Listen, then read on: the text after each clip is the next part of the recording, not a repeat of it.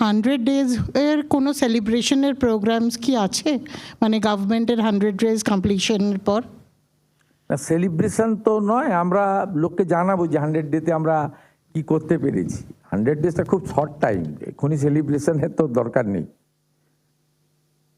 এটা একটু অতিরিক্ত হয়ে যাবে না। আমরা 1 বছর পূর্ণ করবো যেদিন, সেদিন সেলিব্রেশন করব, কিন্তু এক মাসের মধ্যে কি কি করতে পেরেছি নিশ্চিতভাবে বলবো। কালকেই 2টো বড় সরকারি কর্মসূচি, একটা আমি তাতে যুক্ত হব, একটা সরকারি কর্মসূচি, একটা বিনিয়োগ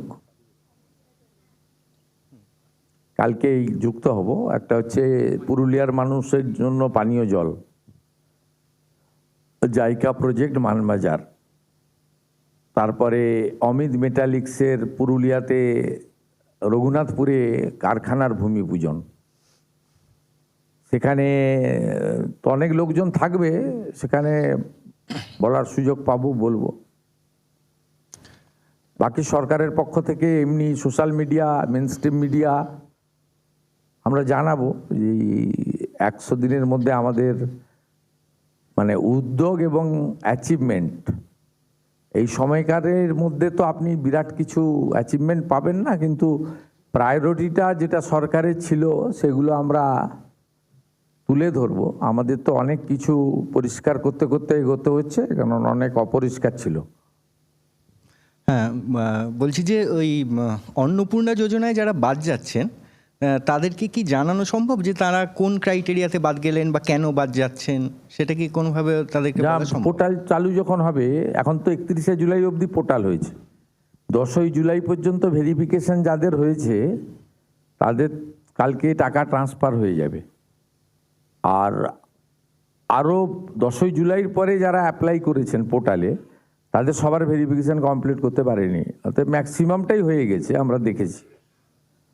আর কারা কারা পাবেন না সেদিনকে বলেছি, এবং জুলাই মাসে যে 1,19,00,000 পেয়েছিলেন তাতে যে অনেকের ক্ষোভ ছিল, সেখানে নিয়মে কিছুটা শিথিল করা হয়েছে।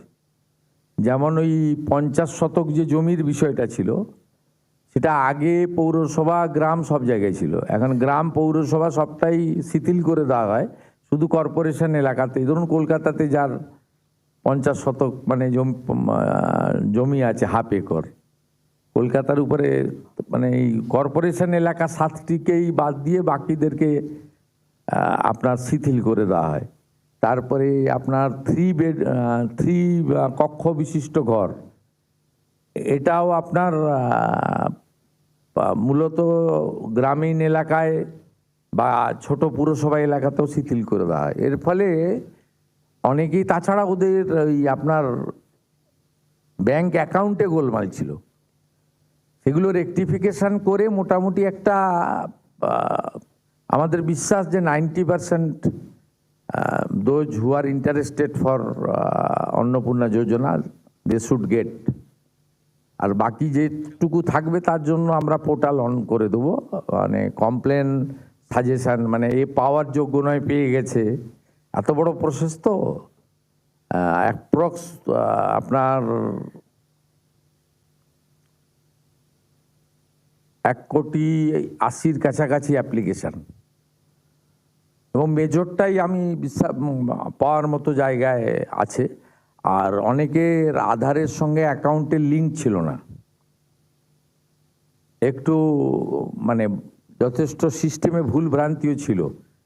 আগের সরকার যেটা করেছিল, পুরুষদের দিয়ে দিয়েছিল, 3 লক্ষ পুরুষকে দিয়ে দিয়েছিল, এবং ওরা যখন প্রথম শুরু করে 500 টাকা, এটা রেগুলারাইজ করতে 9 মাস লেগেছিল, এবং 2024-এ যখন 500 টাকা 1000 করলো, তার আগে পর্যন্ত 1,52,00,000 মতো লোক পেত।